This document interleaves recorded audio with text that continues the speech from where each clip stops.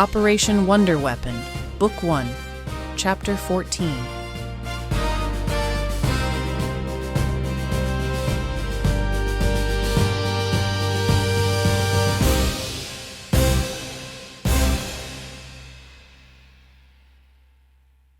The Flight. The great front doors to Shatton Hall blew open, the black dragon's downdraft gusting and settling. In green fire and billowing silk, it collapsed inward, and Maleficent strode restlessly into the hall. The raven flew in after, banked, and glided into the dining hall to find her perch. The bird's course directed her attention to Ryder at the table. Her eyes burned on him where he scribbled yet another page of notes. Your empire rots from the inside. I see it with my own eyes. Yet still your masters prattle of sweeping the earth clean. I have continually exerted fate-altering nudges, but all of it is undone by the arrogance of your leaders, whose hubris squanders resources in soldiers. Ryder didn't look up, his pen scratched, methodical. It is not for me to question the will of Berlin. Maleficent's smile was thin and cruel. Fools, then. Ryder shifted, finally glancing at her. There was no heat in his voice, only subservience. It is not our call. They command, we obey. A knock split the air. An adjutant entered, stiff and breathless, papers trembling in his hand. Orders from Berlin, Herr Oberfuhrer. The Reich demands the Sursikhurst be expanded westward, into France and Great Britain. Ryder's pen stilled. He looked to Maleficent. Will the weave hold to push the curse further? Her eyes gleamed. It will hold, same as the reinforcement of the spell over Naples. Expansion is not a new spell, only the same thread pulled wider. The risk lies not in the magic. Ryder's mouth tightened. Then the risk is in the sky. The Allies own the air over France. To fly a plane into their guns, it is suicide. The adjutant swallowed hard. Maleficent only smiled, weary and cold. It is not for us to question the will of Berlin. They command, we obey. The airfield at Aachen was a hive of activity. Spotlights swept across the tarmac, engines roared, and ground crews scrambled over the hulks of Ju-52 transports and a pair of Heinkel bombers. Maleficent strode between them as though she owned the place, staff in hand.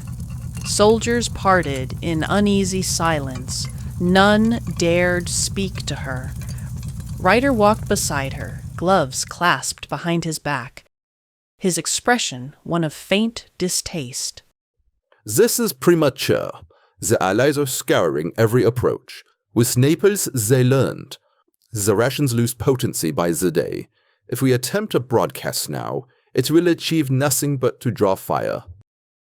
Maleficent's lips curved. And whose fault is that? You waited and waited, hiding behind your measurements. If you had acted when I first urged, half of Britain would neigh on all fours by now. His jaw tightened. If we had acted then, we would have lost the tower, and you with it. Science and war are not sorcery. There are no shortcuts. We must be patient. She gave a low, mocking laugh. Patience or timidity? I can't tell which you have employed here. But I forget. You were quite content to measure ashes when the empire burns. The Ju-52 shuddered as its engines throttled up, the corrugated walls rattling like a tin toy. Canvas seats lined the fuselage, little more than straps and frames bolted to the floor. Maleficent eased onto one, horns grazing the riveted ceiling, her lips curving faintly. So this is how men cheat their way into the sky, she murmured, voice silken over the roar. Wings of metal and noise, held together with hubris, propelled by sheer unbridled thrill. Pathetic. And yet, effective.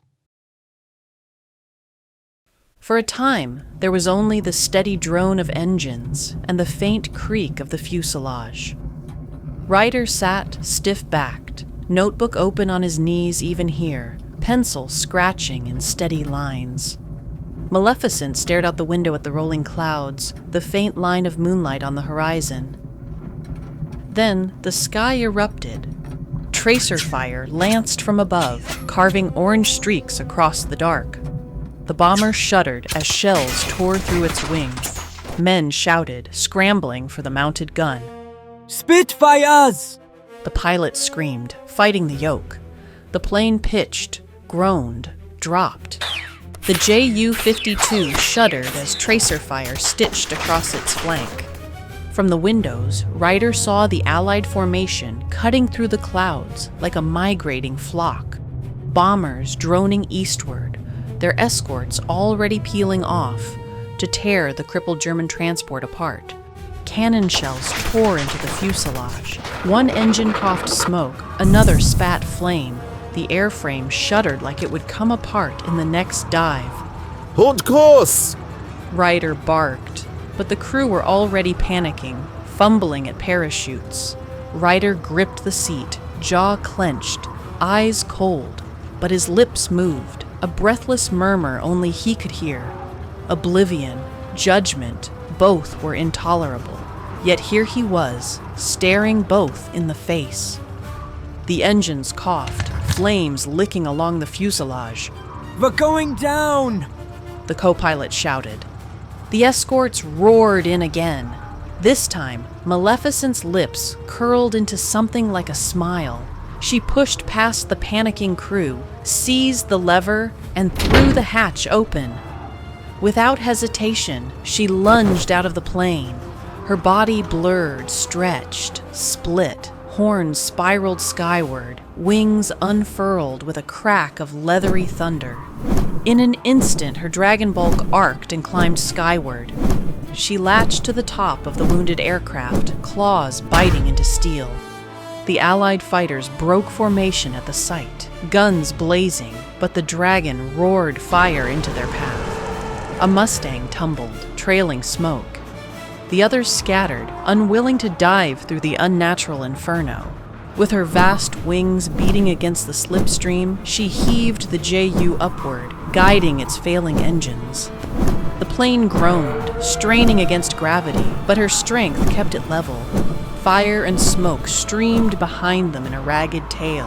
Ryder clutched the frame, staring through the cockpit glass as the alloy tower emerged in the distance. Iron spires stabbing the pale sky. Maleficent's wings thundered again, dragging the battered transport closer. The surviving engine shrieked. The dragon snarled back. Together, machine and monster limped onward, staggering toward their destination. The Ju slammed down in a furrow of mud and torn grass, one wing shearing a stand of poplars in half before the plane lurched to a stop. The fuselage groaned but held. Crew, pale and wide-eyed, spilled out coughing in the smoke. With a final heave, the dragon unlatched herself from the hull. Her bulk rippled and shrank, wings folding into black silk. In a heartbeat, she stood again in human guise, her stride imperious, eyes fixed on the tower of steel masts ahead. On your feet! Ryder snapped at the dazed men, already jogging to match her long, deliberate steps. Mud spattered his boots as he raced to keep pace. The alloy transmitter loomed like a fortress of wires and humming pylons. Wehrmacht guards at the gate straightened in alarm, but recognition of Ryder's uniform and the terrible shadow at his side froze any protest. Doors were thrown open, and the pair stormed inside. Technicians in gray coats looked up from their consoles, startled by the sudden intrusion. Maleficent's gaze swept the room like a blade. Prepare for live transmission, she commanded, her voice cold, edged with something inhuman. Ryder's gloved hand slammed the desk for emphasis. You heard her. Orders from Berlin. Move. The crew scattered at once, flipping switches, tuning dials, adjusting the glowing banks of equipment. The thrum of the great transmitter deepened, lights flickering to readiness. Maleficent prowled among them, unhurried, yet menacing, until her eyes fell on the microphone set at the operator's chair. She took it in slender fingers, nails curling around its rim. Her staff appeared in a burst of flame, and with a flourish, it vanished from her hand and appeared at the tip of the massive antennae. A young officer looked to Reiter. Vi outgreen Oberfjord. Reiter gave a curt nod. Begin. Maleficent closed her eyes. The station fell silent but for the hiss of the circuits. When she spoke, it was not speech but a chant, a curling rhythm that seemed to vibrate the walls, syllables heavy with venom and resonance. Her voice poured into the wires, leaping outward through the spires of iron, across fields, rivers, and seas. Miles away, Pierre's radio had been hissing for hours, the dull hum of enemy frequencies. He had nearly dozed when he heard it.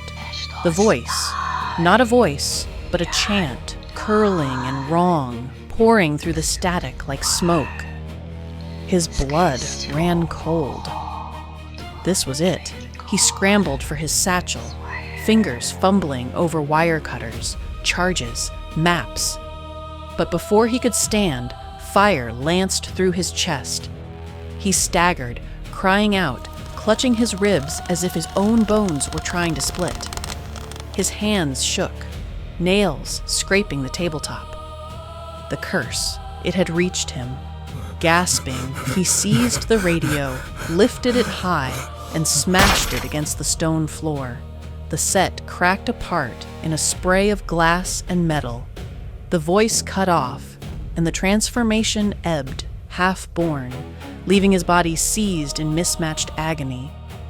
His ribs felt crooked, his joints ground like broken gears, his diaphragm overcrowded with human and animal intestines. But he was still himself.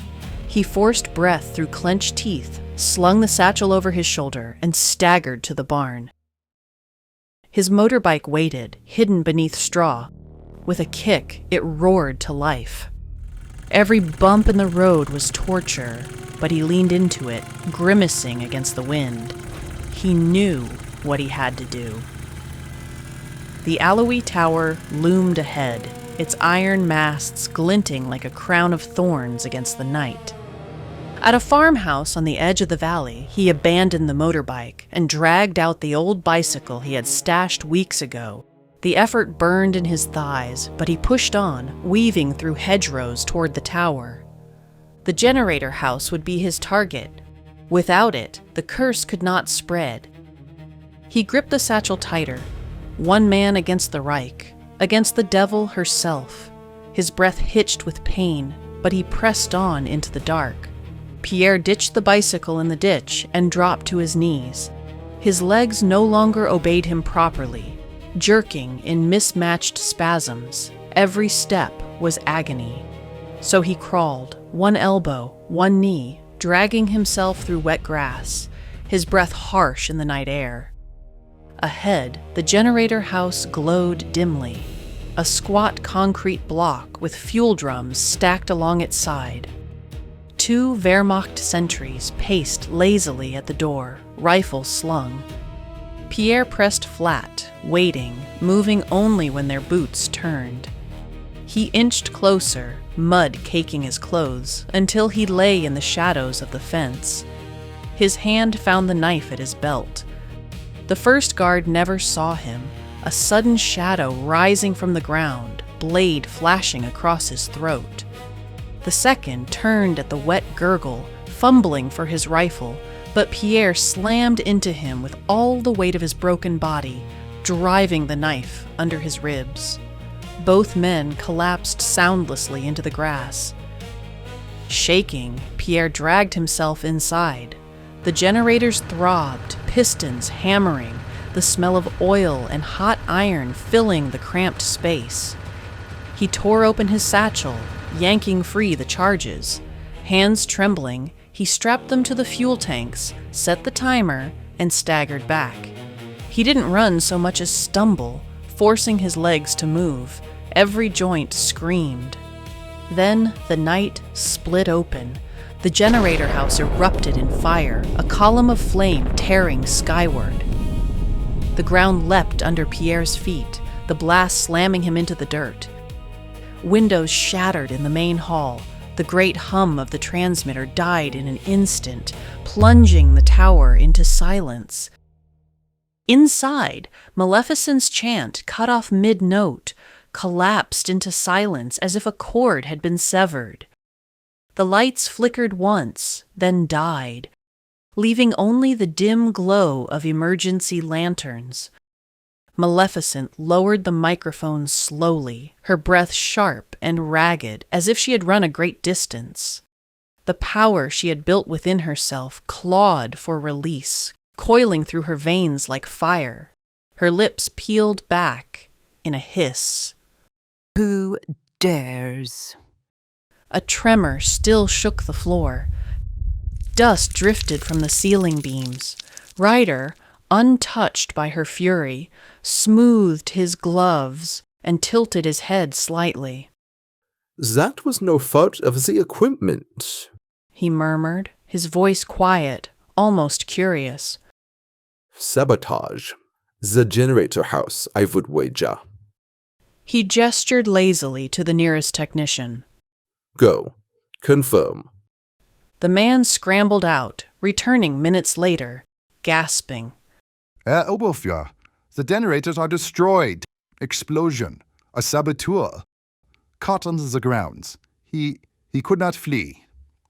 Stepping out into the night, Maleficent and Ryder met two guards who dragged a man forward. Pierre, broken, filthy, his body racked by pain.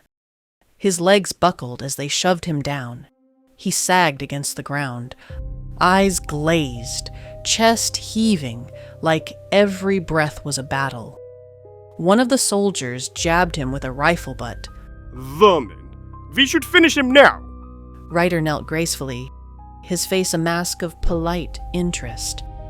He studied Pierre the way a scholar might study a vase, tilting his head, noting the way the man's limbs trembled, the sheen of sweat, the wrongness of his bones.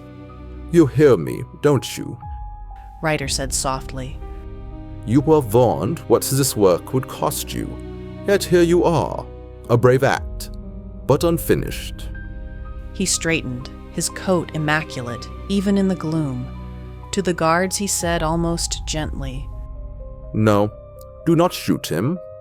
The men blinked. But, OWW. Ryder's eyes flicked toward them, and their voices died. Let him crawl away. Leave him to his suffering. The bones will not set properly. The pain will linger for years. That is punishment enough. Maleficent, still seething, turned toward Pierre, her nostrils flaring as if she might burn him down where he knelt. But Ryder raised a hand. Not every enemy must die. Some are more useful alive, living proof. Pierre lifted his head, blood on his lips. He had wanted a bullet, an end. Instead, he was given exile into agony. The guards dragged him away from the light of their lanterns and cast him into the night. More guards returned, faces pale, boots dusted with soot. One spoke, hesitant, stating what was plain as the generator house burned and shattered with after explosions. OWW, the generator house is gone, completely destroyed. It will be days, weeks before repairs can be made. The broadcast is finished. The silence that followed was heavy. Maleficent's hands twitched as if she might claw through walls. Her eyes glowed faintly, green fire burning without release. Ryder only nodded, slow, deliberate, as though the interruption had been a minor inconvenience rather than the death of their mission. Then our work here is concluded, he said softly. He folded his gloves with care and slid them into his coat, Have a car prepared. We will return to the airfield. Maleficent whirled on him, her cloak snapping in the stale air. You ride in your machines. She hissed. I have no need of them. Before anyone could reply, her form warped and split. Wings bursting from her back, horns spiraling. The air filled with the sulfur stench of dragonfire. She lifted off with the power of a microburst, the night sky illuminated by the beat of her enormous wings. The Germans below scattered in terror as her shadow passed over them. Ryder stepped calmly into the courtyard, glancing once at the shrinking silhouette of the dragon cutting across the moon. His voice remained level, measured, when he addressed the officer at his side. See that the car is prompt. We are expected in Germany. He did not look back at the ruined generators, nor at the broken man crawling somewhere in the dark.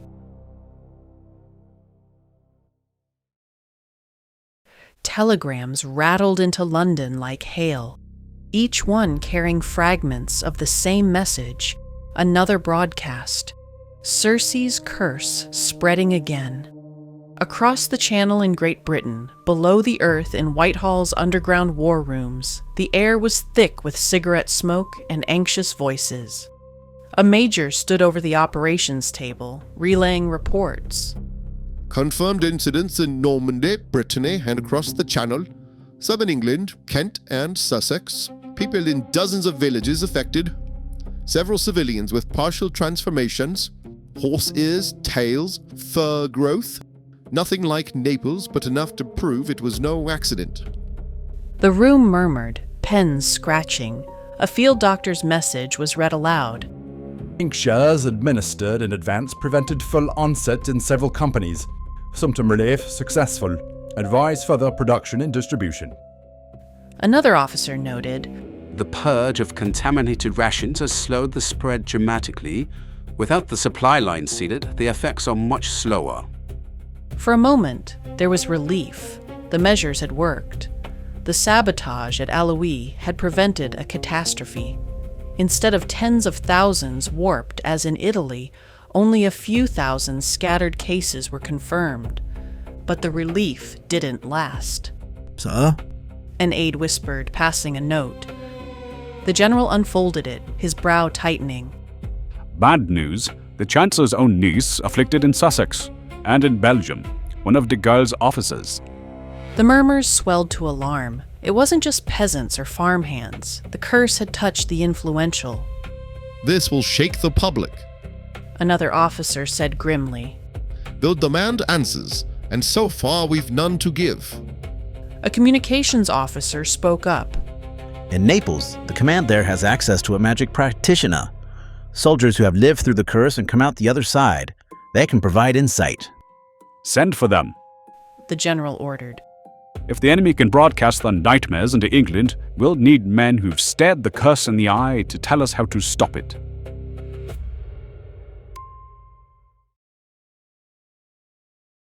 Casino. The iron door screeched open to the new cell. John didn't look up. Bars bent like reeds on the first holding cell had forced command to build this vault-like confinement. Part brig, part medical ward, and still only a precaution. John sat where he always had, rigid on the cot, red eyes glowing faintly in the shadows. The guards entered. On your feet! The captain ordered. His voice wavered despite the steel behind it. John stood slowly, looming head and shoulders over them, joints rasping like tempered metal. The corridor bristled with brass and MPs.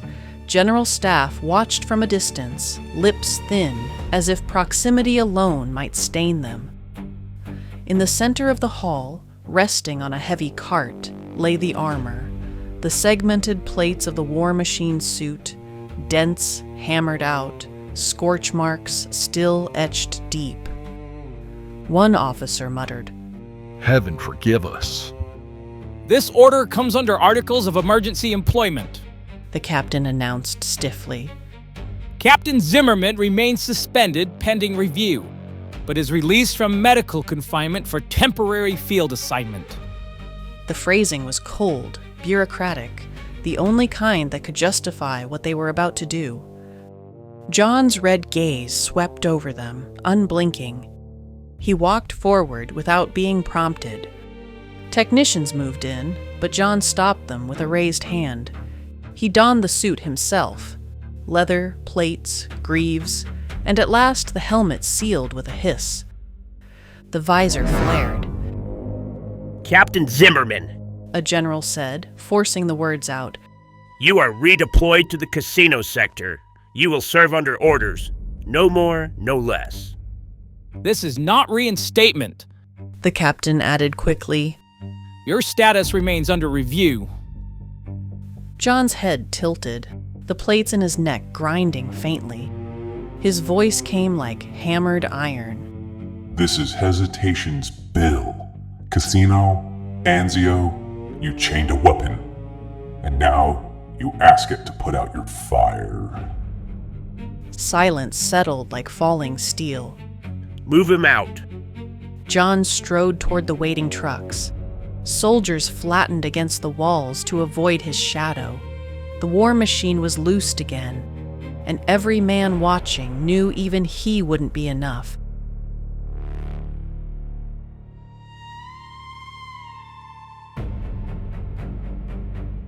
The trucks rumbled through mud and churned snow, headlights cutting thin beams into the mist.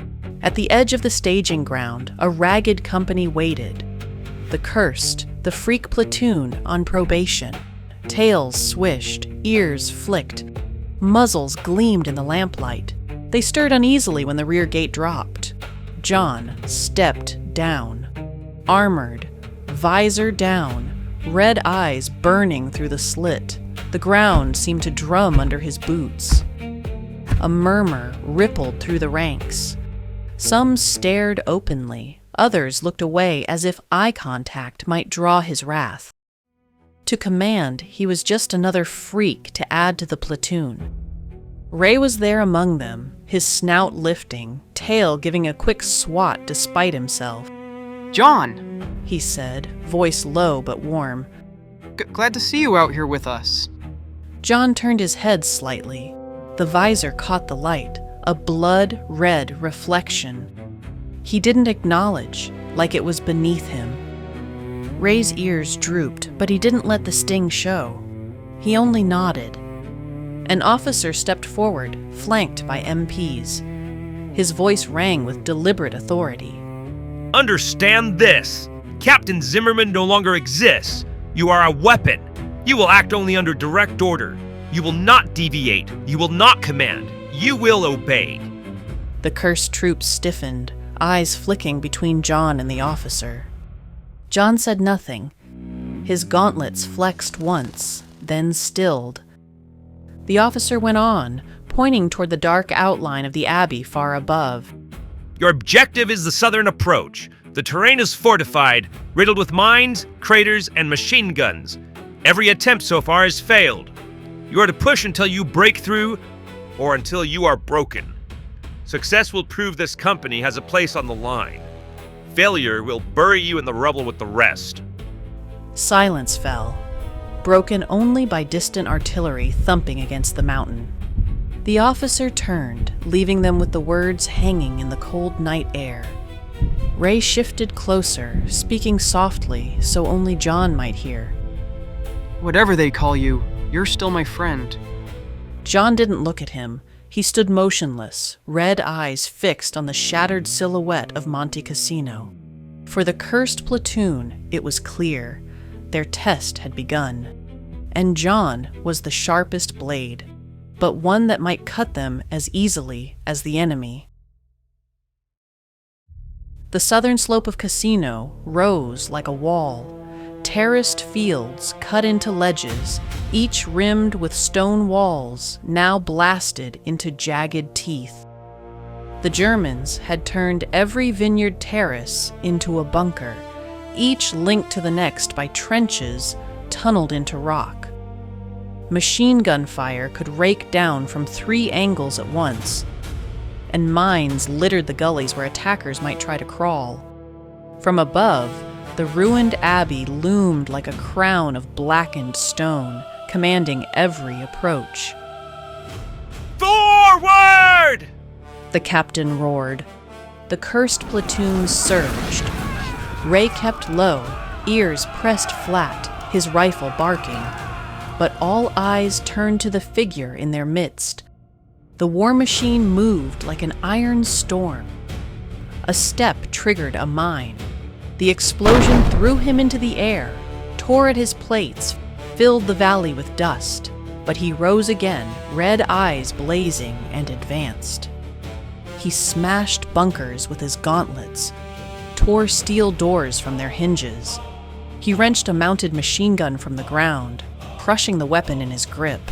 A German tank swiveled its turret on him. The shell struck his chest and sent him tumbling through the rubble for yards.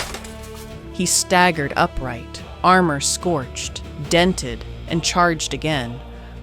Bullets sparked across him, tracers streaking like fireflies. He ignored them. He pounded at walls long after they collapsed, grinding concrete into dust. His rage spilled into every blow, cold and unstoppable, flattening everything in his path. Heaven almighty! Muttered one of the cursed men, firing from cover. The Germans recognized him now. Every gun, every mortar, every shell turned toward the lone figure in the smoke. The air became a storm of fire, all to halt one man. The cursed platoon clung to the edges of his wake, using his advance as cover. Keep moving! They're focused on him! Ray shouted, hauling a wounded soldier behind a blasted wall. But no matter how many bunkers John smashed, more rose behind them. No matter how many guns he silenced, others opened fire. Progress slowed, then stalled. At last, he stood knee-deep in rubble, every plate scorched, his chest heaving like a forge bellows. His gauntlets dripped with char and blood, and still the abbey loomed above, untouched, impregnable. The cursed platoon crouched in the wreckage around him, smoke stinging their eyes, ears ringing. They had fought, bled, and crawled, but the mountain did not move. Ray's voice was hoarse. John, that's enough. You've done all you can. But John didn't look back. His red eyes burned against the night, fixed on the fortress still standing. To the men around him, it was clear. The war machine was a miracle and a curse, a weapon that could terrify but not win. And Casino still belonged to the enemy. Rain had turned the slopes into mud, slick as oil. Barbed wire, tangled and half buried in the muck, snared boots and tore hands. The Germans had reinforced the rubble, stacking blocks of stone into new barricades that doubled as firing pits. Mortar crews zeroed their tubes on every depression, and each terrace was marked by burnt-out hulks of Shermans and wrecked half-tracks. To climb Casino was not a charge. It was a crawl through a gauntlet designed to break armies. The cursed platoon straggled back into the holding point, a cratered farmstead ringed with sandbags and wire. Helmets were gone, uniforms torn, eyes hollow. Smoke still clung to their coats. Ray slumped against a wall, tail dragging in the mud. He ran a hand down his rifle, more to keep it steady than to clean it. One foot was bare. John stood apart. His armor was scorched, dented, caked in muck.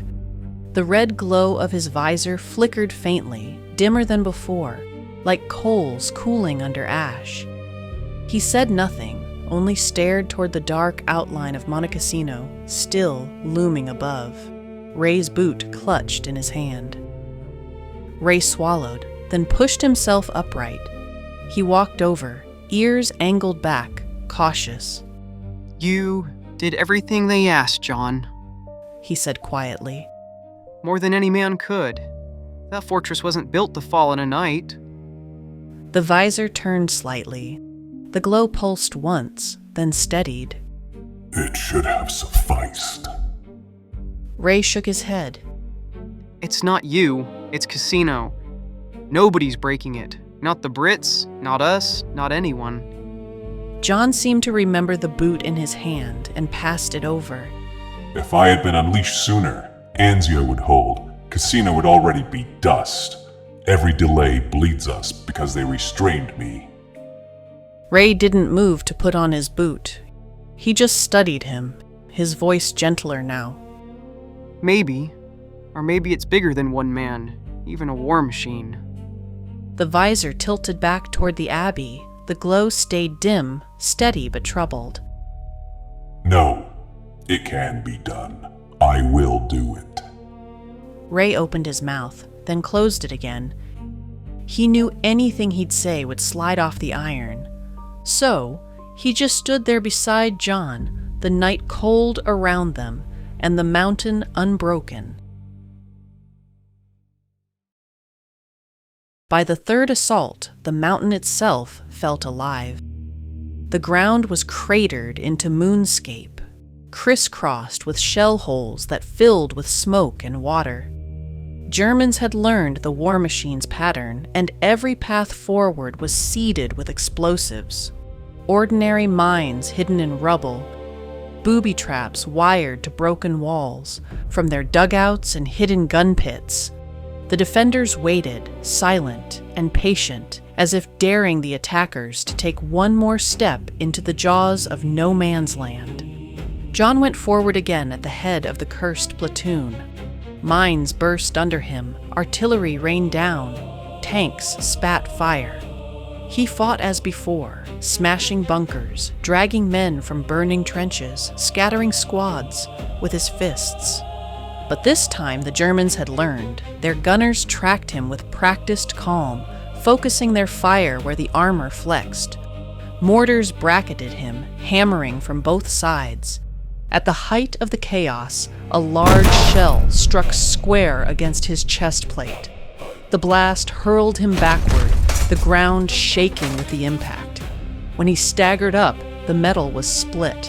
A jagged seam gaped across his breastplate, through the leather suit, through his living metal chest, and glowing faintly, the inner mechanisms showed through.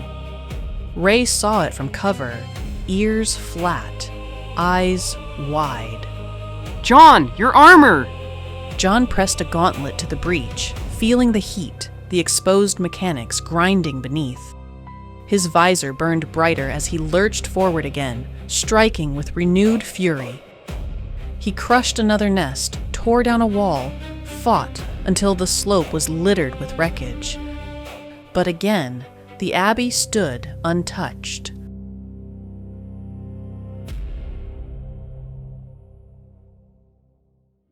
The push stalled, men falling back under relentless fire. When the retreat whistle blew, John obeyed. He limped into the holding line, dented and cracked, smoke curling from his chest plate. The officers barely spoke. Their faces said enough. Disappointment, not surprise. He had been a gamble, and he had failed. John lowered himself onto a shattered wall, visor dim, gauntlets clenched on his knees. He felt the weight inside the plates, the drag of damage that would not repair itself. The holding line buzzed with the weary rhythm of retreat. Boots dragging, medics shouting, stretchers carried past. In the corner of a ruined barn, the war machine sat. That alone made Ray pause. When in action, John almost never sat. Smoke curled from the split in his breastplate. The jagged crack had peeled back a layer of metal, exposing the darker plates beneath. They too were fractured, a sliver of inner workings visible. Gears, tubing, something that pulsed faintly like a heartbeat. A technician knelt cautiously with a portable welder, sparks flaring as he tried to seal the outer seam. It'll hold, maybe, he muttered. but not like before. Too deep. Ray crouched nearby, ears angled back, eyes fixed on the breach. John, it's not just the suit that's damaged, it's you. The visor turned toward him, glow steady, voice flat. Repair it. Ray shook his head. That's not what's really broken. John's gauntlets clenched on his knees. They chained me too long, held me in the shadows. The technician straightened, wiping soot from his gloves. Metal's like men, even the strongest cracks if you ask too much. The war machine sat motionless, armor patched but not whole, telling himself he was inevitable. But Ray could see the truth. John was not invincible. And worse, John could see it too. The slopes of Monte Cassino were alive with fire again. Mortars shrieking, bullets stitching the rubble. The cursed platoon huddled behind a shattered wall, waiting for the next order. The captain above them ducked as a shell burst overhead. Hold fast! He barked. On my mark, we press straight up the ridge. No. The voice was flat, iron steady. John stood half shielding the men with his armored frame, red visor glowing through smoke. The captain whirled. You don't speak, machine. You'll waste them. John said coldly. He pointed a gauntlet toward a half-collapsed trench, cutting across the slope. Flank there. Covered approach. Mines are fewer. You will gain 50 yards before they can reset their fire. The captain's jaw clenched. For a moment, he looked ready to argue. Then another shell tore into the ridge, showering them with dirt. He cursed under his breath. Fine! Move! The cursed soldiers surged forward, John at the front. They slipped into the trench, crawling over mud and corpses, shielded from direct fire. For a moment, it worked. They advanced further than before, so close, the abbey's broken walls loomed above them, stone black against firelight. Ray's voice lifted, breathless but alive. We're doing it! We're actually... Then, the mountain answered. German mortars slammed into the trench, tearing it apart in geysers of earth and blood. Machine guns raked the gap from hidden angles. The cursed were thrown back, scrambling for cover as the advance collapsed. Many of them cut through. John hauled 2 men to their feet, armor pocked and scarred, forcing them toward the rear. They fell back, battered and bloodied. 50 yards gained, 50 yards lost. Back in the holding ground, the captain shoved his helmet off, face pale. Never again! He muttered, half to himself. Never again do I take counsel from a weapon. John said nothing. He sat on a broken crate. Armor scorched, the welded scar across his chest caught the light. His gauntlets rested on his knees, motionless, as if carved from stone. But inside the helmet, his thoughts burned. It was working. If they had only listened further, if I had command again, Cassino would fall. The worn leather groaned as he straightened. He had not yet admitted failure, not to them, not to himself. The night shook with artillery again. The cursed platoon pressed forward through fire and smoke, John at the point as always. And the Germans had a surprise waiting just for him. As he raced ahead, German fire came at his left, missing but pushing at him. He diverted away from the fire, dodging around obstacles and bodies. The fire came to his right, nudging him back the other way as his legs churned. Then the ground erupted. The blast dwarfed the others, a furnace of earth and steel. The slope bucked, a roar that swallowed every sound for 100 yards. Dust coating the abbey walls jumped into the air at the shock. Everyone seemed to halt to watch, to take in the aftermath. both sides waiting. Ray's eyes were wide, scanning frantically as debris rained down, clattering off helmets. Smoke cleared. A crater gaped. Then movement. The war machine worked to recover himself. Stunned, disoriented. With great effort, he pushed himself up, tried to take a step, but there was nothing there to catch him. He went down, hard. He turned over and assessed the problem. His right leg had been sheared away at the hip, flung down slope in a sparking heap. His suit was torn, armor cracked and mangled, metal body battered and seeping oil. John clawed at the rubble, gauntlets digging furrows in the earth as he tried to rise. But his frame trembled. From the ridges above, German voices rose in wild cheers, human, victorious. The war machine froze, visor dimming as the sound reached him. His whole frame rattled, joints trembling. For the first time, he could not get up. Ray vaulted from cover, 2 men at his side, dragging John back under fire. He did not resist, but his voice rasped low, bitter and hollow. Leave me! Advance! But the cheering still echoed across the slope. The Germans had wounded the Iron Beast, and in that moment, John Zimmerman knew the truth. He was defeated. Back in Naples, the vault door groaned open, and Ellison stepped into the chamber. The guards hadn't wanted him here, said the sight alone was enough to rattle anyone. They weren't wrong. The war machine's armor lay scattered across a bench like the carcass of a wrecked tank. Plates blackened, seams split, scorch marks gouged across every surface. The right leg, detached, twisted, gutted, rested on a table. Technicians pried off broken pieces, trying to clean it up. Ellison swallowed hard and forced himself to look past it. John lay on the cot. He was smaller now without the armor, reduced to the bare metal body beneath. His uniform gone, it had been shredded. The glow of his eyes was faint, hardly more than embers in the dark. John, Ellison said softly, face wavering in pain at the sight. There was no response. He stepped past the threshold, crouched next to the exposed and broken body. You did what no one else could. You gave them everything. That's all anyone could ask. At last, John stirred, his head lifted weakly. The cranial shell dented, split along one seam. The glow wavered behind it, dim and fragile. His gaze found Ellison and then faltered, as though even that effort was too much. Something caught Ellison's eye.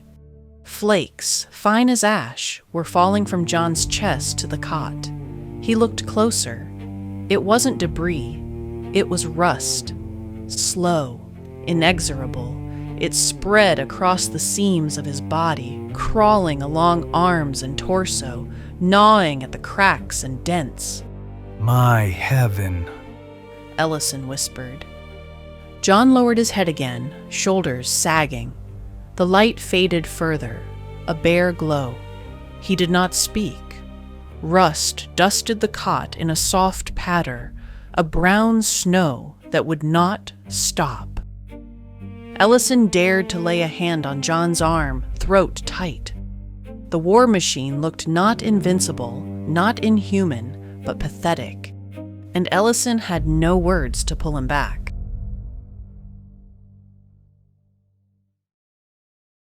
Yensid's hat. Officers in gray uniforms looked up sharply as the doors opened. Ryder entered first, tunic immaculate, notebook tucked under his arm. Maleficent followed, her horns nearly scraping the arch, her raven shifting on her shoulder. The officers stood hastily, whatever their unease, and Oberfuhrer commanded respect. Ryder inclined his head briefly and began without flourish. As ordered, we attempted a Western Tower deployment. Our aircraft was intercepted before reaching the site. An unfortunate crossing with Allied bombers en route to Berlin. The mission was only minutely successful compared to Italy. His voice was cool, even. The voice of a man stating fact, not excuse. I warned this would be the case. Naples taught them vigilance. The rations are being purged. Effectiveness diminishes by the day. The broadcast towers are heavily guarded. They have adapted. A Gruppenführer cleared his throat but kept his tone measured. Oberführer, Berlin demanded results. We cannot delay forever. Delay is not failure. We had to weigh how far the balance of magic would sustain this large of a curse. It had limited scope. The room murmured. None contradicted him outright. Maleficent's lips curved faintly, though her eyes smoldered as she studied the map. Ryder's voice cut through the tension, calm as ever. Which is why we proceed with other options. His voice was level, clinical. Ryder opened his notebook and set down a sheet of parchment far older than the rest. The edges were frayed, the ink smudged, but the lines were unmistakable. A spell cramped in the hand of an apprentice.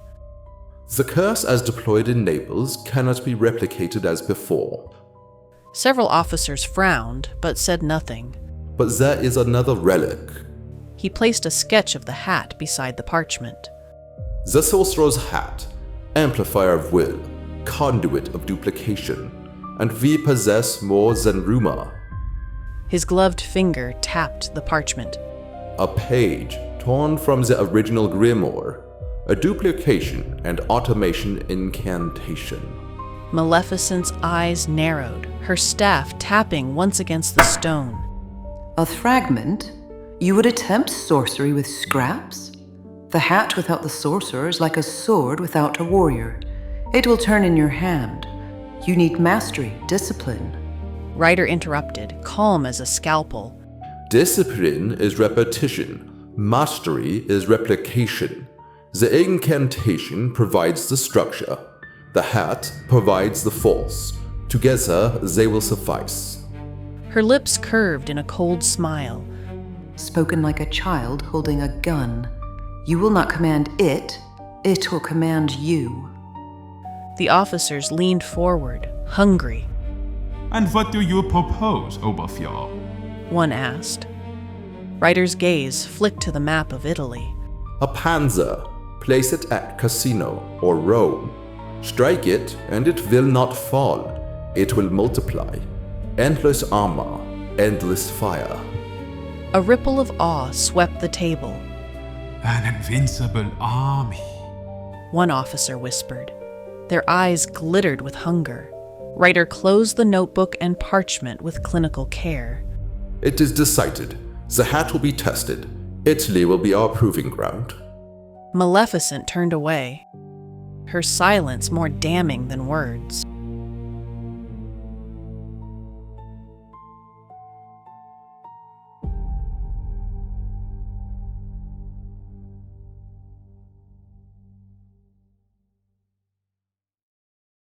Rodeo.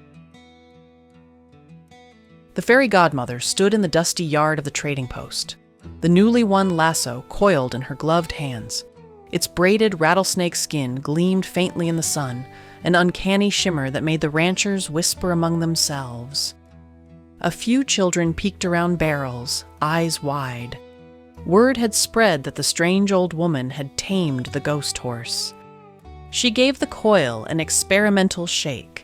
The loop sagged pitifully, thumping against her boots. Do you even know how to use that? One of the ranchers finally asked, half amusement, half disbelief. He leaned on a fence rail, straw in his teeth. She lifted her chin, regal as ever. Of course I don't. I am a godmother, not a cowhand.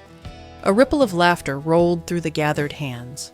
Well, ma'am, he said, hopping down from the fence. If you're gonna swing a rope, you'll need more than fairy dust. First thing, you gotta learn to throw it without tying yourself in knots. They pressed a practice rope into her hands. She eyed it as though it were a live snake. Around her, the small crowd shuffled closer. Ranchers, wives, children, even Ashburn wilting in the heat with his tie undone. The godmother sighed, set her shoulders, and uncoiled the rope. Very well. Show me how mortals do it. For the next hour, she tried, failed, and tried again. The first swing slapped her hat clean off. The second tangled her legs. The third caught Ashburn around the ankle, sending him sprawling into the dirt to the roar of rancher laughter. Through it all, she kept her composure, cheeks pink but eyes sharp, determined not to be outdone by cowhands or cordage. Finally, on her 7th attempt, the loop sailed wide and true, dropping neatly over a fence post. The crowd whooped. Ashburn dusted himself off and muttered, "At this rate, you'll be entering rodeos by summer." She permitted herself the faintest smile, winding the rope again with more confidence. A godmother must always be prepared, even for rodeos. That's a good toss. You'll need to keep practicing. Tossing on a moving target is difficult. But before we can get into that, you need to learn to ride your new death pony. The yard cleared when she summoned him. Widowmaker. One tug of the rattlesnake skin lasso, and the air shimmered. Then the stallion was there, towering and terrible, mane tossing fire, hooves striking sparks, turning sand into molten glass. The crowd that had gathered to watch fell back in a ripple, hands crossing themselves. Mutters of Bruja and Diablo horse cutting through the dust. The fairy godmother sat very straight in her new cowgirl regalia.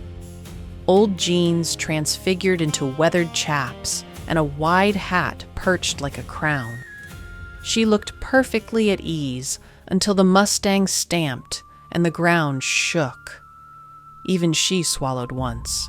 A rancher edged forward, hat in hand, voice tight. "Ma'am, we'll teach you. That ain't like any horse we've broke before." I should hope not, she said nervously. Still, when she swung into the saddle, the mustang sidestepped sharply, sparks leaping from its hooves. She gripped the pommel with white-knuckled dignity. All right. The rancher called, trying to keep his voice steady. First thing, don't fight him with your hands. He'll fight back. Use your knees, ma'am. Press with your left to turn right, and with your right to turn left. Gentle, like a whisper. She pressed too hard. The mustang leapt sideways, scattering chickens. Ashburn yelped and dove behind a trough. Not like that. The rancher groaned. Easy. Let him feel you. You don't push a horse. You ask. She tried again, softer. The stallion tossed his head, fire flashing, but circled wide in the dust instead of bolting. The crowd let out a cautious cheer. Good. The rancher shouted. Now get him moving forward. Squeeze with both knees. Light, steady. And keep your eyes where you want them to go. She obeyed. The stallion surged forward like a cannon shot, scattering the crowd in panic. Dust boiled up behind them. She clung to the saddle horn, hair streaming, eyes wide, but she did not fall. Around the corral she rode, first wildly, then with more control, as the ranchers barked instructions. Lean into turns, signal with her legs, give slack, and take rein in rhythm. The mustang jumped a low rail like it was nothing, hooves showering sparks on landing. By the time she reined him back to the center, the fairy godmother was flushed, wind-tossed, and triumphant. The stallion stamped and snorted smoke, but he stood. The ranchers stared in something like reverence. Ashburn peered out from behind the trough, muttering, "Well, that's a new hobby for you." She patted the mustang's blazing neck with gloved composure. See? Perfectly manageable. Nobody dared argue. The days that followed turned the dusty corral into a proving ground. Every evening the Mustang came at her call, mane sparking, eyes like coals, and every evening the ranchers shook their heads in disbelief, but gathered to watch. First came the lasso. She practiced swinging from the saddle, the loop whistling overhead. The first toss caught a fence post, the second wrapped Ashburn's shoulders. By the third day, the loop sailed wide and true around a running calf. Now dally it. The rancher barked. She blinked. Dally? Rat the rope, round the saddle horn, quick. She obeyed, looping the rattlesnake skin rope. As the calf lunged, the rope snapped taut, shrieking across the horn. Smoke curled where hide and horn burned together, the stench of scorched leather filling the air. Gloves, ma'am! Someone shouted. Don't let it eat your hands! Sure enough, the heat bit through the reins and pinched her palms. She hissed but held firm, eyes watering generously. Next came control. The Mustang was no ordinary mount. Each stride pounded like thunder. Each turn could pitch her sideways. She learned to signal with her knees, to lean into his fire-forged momentum, to guide him through barrels set in the dust. Sometimes he overshot, scattering sand and cinders. Sometimes he cleared obstacles in a single bound, forcing her to cling for dear life. Each time she swung back into rhythm, straighter, sharper. By the week's end, she was roping from the saddle at a gallop, coiling and casting in one fluid motion, dallying rope in smoke and sparks, loosening her grip at just the right moment to spare her hands.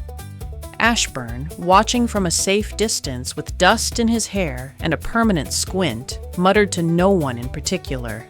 I thought bureaucracy was bad. This'll kill me first. The fairy godmother sat tall in the saddle, wind tugging at her hat, the ghost horse stamping fire beneath her. She coiled the lasso with elegance, loop neat at her side, smoke still rising from the horn. Not bad for a beginner, the rancher admitted at last. She allowed herself a regal smile. Not bad at all. On the last evening of training, the fairy godmother sat her Mustang in the corral, sweat on her brow, dust on her boots. The rattlesnake skin lasso dragging loose in the dirt. She gave it an absent flick to clear the dust, and the rope snapped to life. The coil leapt like a living thing, twisting through the air and stacking itself neatly in her palm. Smoke curled faintly from the braid as it settled, warm but harmless. The ranchers gasped. One muttered, "We'll all be." Another crossed himself. Even the fairy godmother blinked, startled. Then her expression softened into the faintest, most secretive smile. Ah, clever thing. She stroked the coil as though it were a tamed serpent, pleased that the relic had chosen to reveal one of its tricks to her. She slid down from the Mustang. The stallion stamped once, sparks flying, before dissolving into a shimmer of light that poured back into the lasso. She held the rope to her chest, as if it were both weapon and companion. The ranchers pressed forward, shaking her hand, clapping her shoulder, muttering blessings and goodbyes. She thanked each of them with quiet warmth, her voice softer than they had ever heard it. Ashburn hung back until an old cowboy shoved a hat onto his head. Take it, son. You've earned it. Ashburn sputtered, tugging at the brim. I can't. You look fabulous, Harold. The fairy godmother cut in, eyes twinkling. He groaned. It doesn't suit me. It suits you perfectly, she said, as though it were law. The ranchers laughed. Ashburn sighed, but left the hat where it was. At dawn, they set out in the truck again, the fairy godmother with her lasso at her side, and Ashburn riding beside her with a dust-stained cowboy hat perched awkwardly on his head.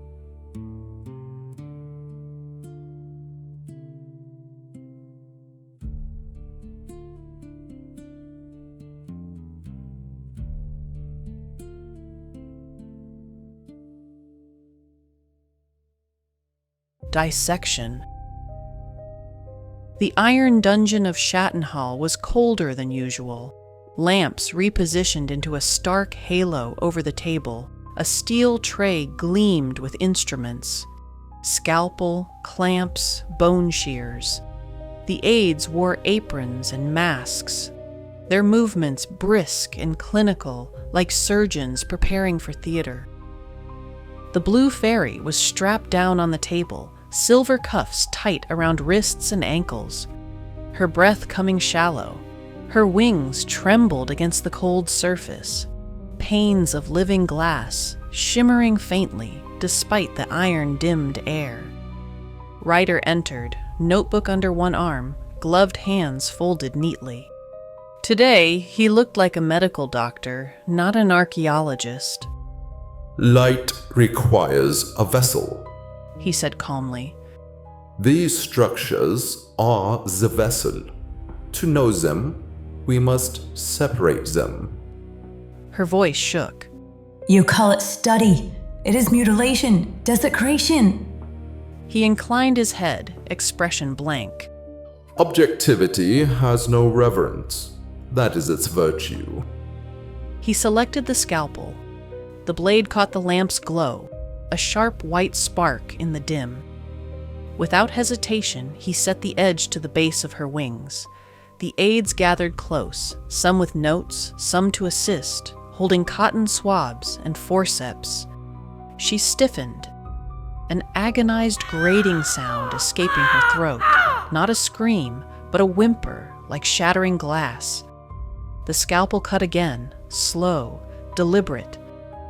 Then the bone saw, one wing shuddered, then fell slack.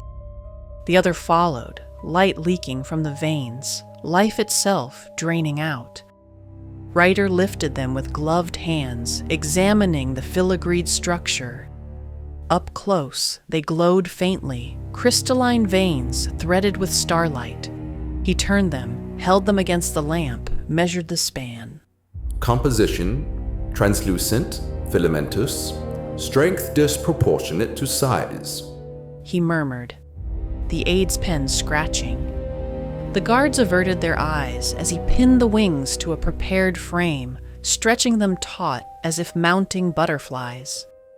Their glow dimmed as the iron hum pressed down until they were little more than pale glass hanging on hooks. The blue fairy lay still, back raw, her glow faint and flickering. Tears coursing into puddles under her face, she gasped and sobbed. Ryder pulled off his bloodied gloves and picked up his notebook. His voice was calm, precise. Close the incision, cauterize the vessels. As the aides cleaned up, he began his medical illustrations, studying the severed end of the wings that hung above the weeping fairy. Ryder returned from the lab, boots echoing against the stone. He carried his notebook under one arm. By the fireplace, Maleficent was reading, feeding the raven snacks. The raven tilted its head back and worked the bit of meat down with a quick bobbing of its throat. She sat, poised, aloof, staff resting lightly against the hearth. He set the book on the table, opening it without ceremony. His pen scratched in steady, unhurried strokes. She rose to see what he had this time. His skill in illustration impressed her, though she never told him so. Maleficent's eyes flicked to the page, casual at first, then caught. The drawings were meticulous, diagrams of insectile wings pinned and stretched, delicate filaments rendered in fine lines. At their base, darker marks, cross-sections of severed joints, stubs annotated with precise measurements. Written beneath them, specimen retains limited function, subject did not expire, pain response increased under iron suppression. Maleficent's hand tightened on her staff. Her lips curved faintly, but her gaze lingered too long. You dissected her, she said smoothly, voice a shade too calm. Ryder didn't look up. To document its function, it required separation. The wings are only appendages. Their loss diminishes light, but not body function. His pen moved again, notes precise, unemotional. Maleficent turned slightly, masking her expression in shadow, but her eyes burned, not with curiosity, but with grim recognition. Ryder glanced up at her then, his gaze sharp, unreadable. He studied her stillness as he might a chart, the faint tautness in her grip, the sliver of tension in her voice. He said nothing, but she felt the weight of his observation pressing. She forced her lips into a cold smile. How thorough of you. He returned to his notes, unmoved. It is only the beginning. She inclined her head, sweeping her cloak as she turned. But behind her mask, dread clawed at her ribs. She had seen enough. Later, in the quiet of her chamber, she touched the stubs at her back, long hidden beneath velvet and silk.